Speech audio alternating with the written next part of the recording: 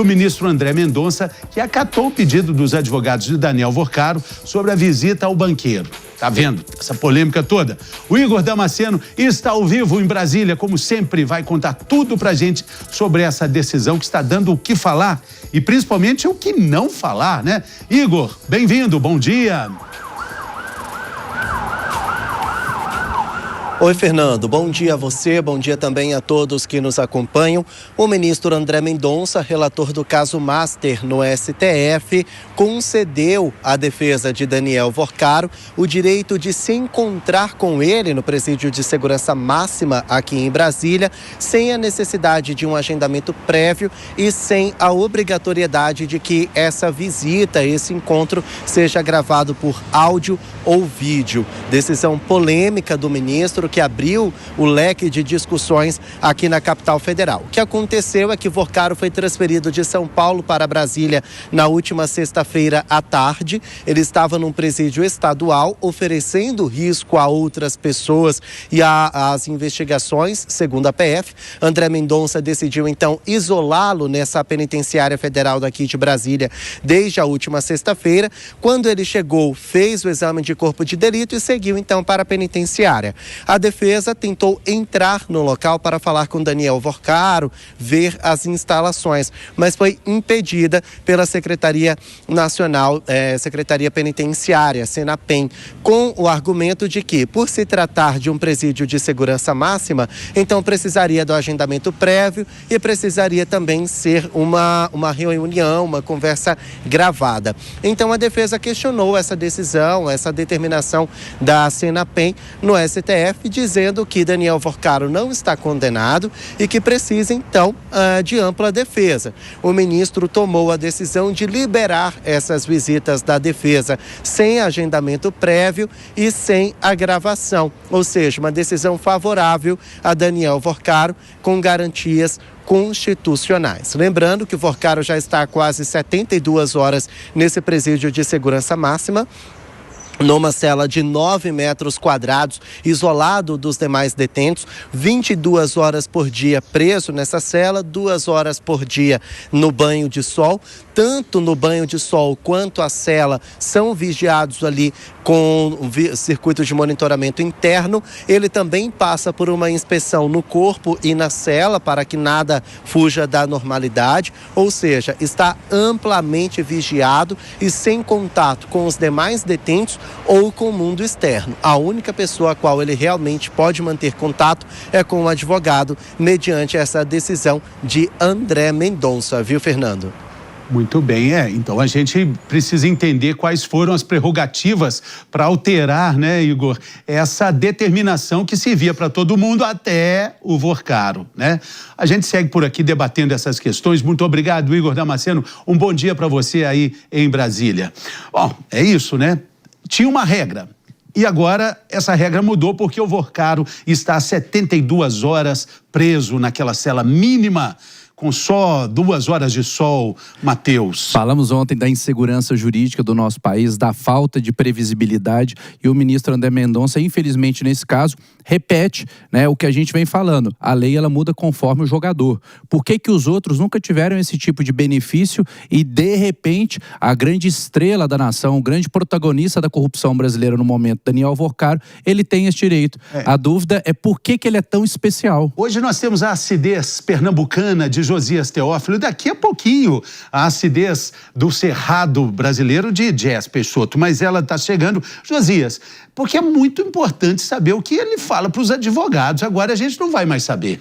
Pois é, e o ministro André Mendonça tinha crescido muito com esse caso, ele tinha ganhado grande destaque nacional, me parece que estava acertando muito e de repente ele faz essa. Eu achei muito estranho, muito inadequado.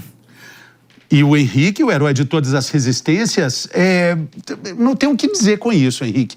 É uma regra que existe, é uma regra dentro de presídio. E não tem nada mais rígido do que as regras de presídios, assim como esse, né? Que é um exemplar. Assim, lá tudo é muito rígido. Eu concordo, fico aqui até com a posição do Josias. De fato, o ministro André Mendonça parecia estar acertando em alguns pontos, mas aí dá um deslize quase que bizarro nesse caso, justamente porque essa movimentação dele abre um precedente para que outras pessoas que não tiveram esse benefício possam vir reclamar. E aí, com essas alterações constantes que a gente não tem muita certeza do que deve acontecer, do que pode acontecer, do que não pode acontecer, abre muita brecha para eventualmente acontecer um caso parecido depois e haver reclamações para que colham o mesmo benefício. Uma perda de credibilidade, né, Fernando? E agora o sofá completo. Ela, conosco, Jess Peixoto. Eu vou defender a opinião que eu dei ontem em relação a isso.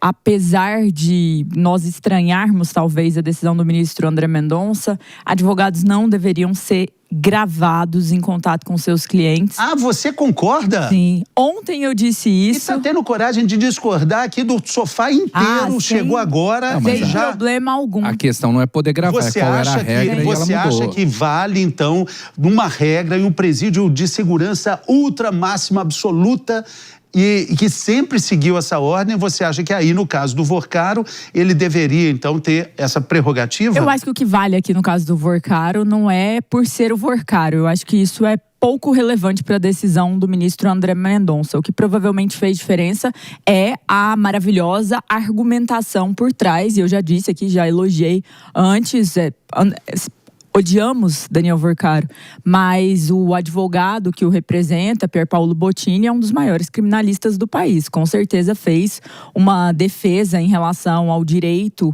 do advogado de qualidade inestimável. E a partir disso, com bons advogados, você consegue fazer uma grande diferença, né? Lembrando que ele não é marido de ninguém, então ele realmente é um advogado de excelência. Lembrando que não foi no avião dele que voaram, né? Mas não foi no dele. Precisa de um advogado, de um bilionário, de um escândalo desse tamanho para mudar. É isso que eu acho absurdo. Colocar um parêntese no que a Jess disse, porque assim, todas as definições jurídicas agora que envolvem Vorcaro não são mais decisões jurídicas, são decisões /Vorcaro. Você não acha que a presença dele, com os milhões que ele representa, com o golpe mais astuto que o sistema bancário recebeu, não é apenas uma interpretação da lei, Jess? Não, é sempre uma interpretação da lei. Sim, sempre. Mas quando ele está no meio, tudo vira... Vai virar. Mas eu acho que esse é o ponto que nós precisamos nos atentar.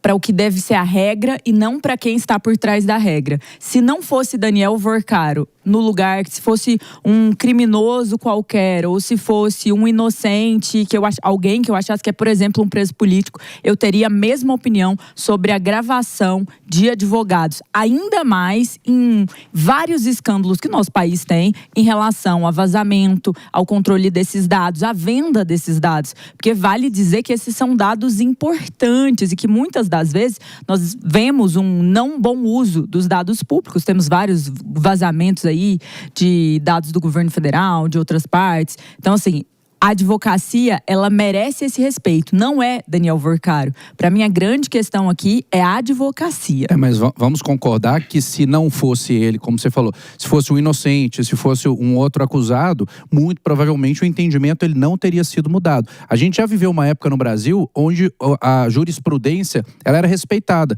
onde existia direito adquirido, onde você tinha um julgamento e ele era preservado. Eu acho que o problema aqui não é ser o Vorcaro ou ser o inocente, é a mudança de entendimento conforme a conveniência. A gente nunca teve essa época no Brasil, Matheus, eu acho. Durou pouco, mas teve sim. Não teve. Sim. A Lava Jato não era essa época, nada foi essa época. Bem antes disso.